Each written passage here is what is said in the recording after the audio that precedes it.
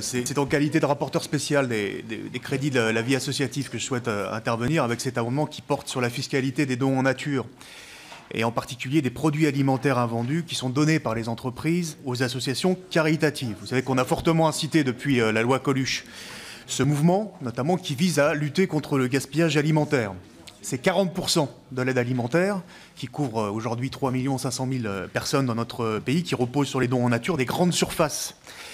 Nous avons été alertés cet été, je ne suis pas le seul, il y a plusieurs parlementaires, par les associations de solidarité, en particulier le réseau des banques alimentaires, qui nous ont dit qu'il y avait une proposition unilatérale de la DGFiP,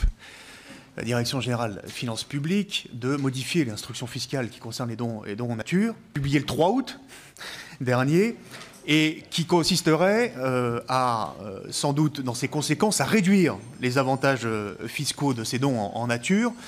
puisqu'on introduirait une différence entre les dons qui sont faits par les grandes surfaces en fonction de leur date de don, J-2, J-1, J-3, et l'avantage fiscal serait très faible, en tout cas serait diminué, notamment à 50% du prix de revient du don en nature, à partir de J-3, J-2. Or,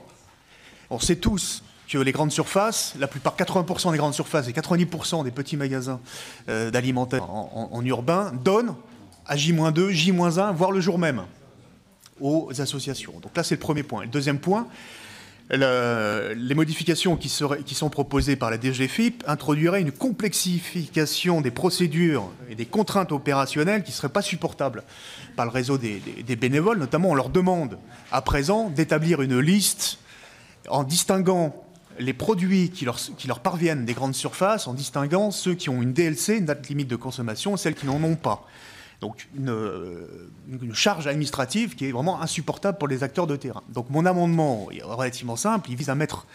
dans la loi le principe selon lequel le don en nature est évalué au prix de revient des produits donnés et qu'on n'introduit pas de distinction qui serait une charge administrative aujourd'hui pas supportable par les bénévoles sur le terrain.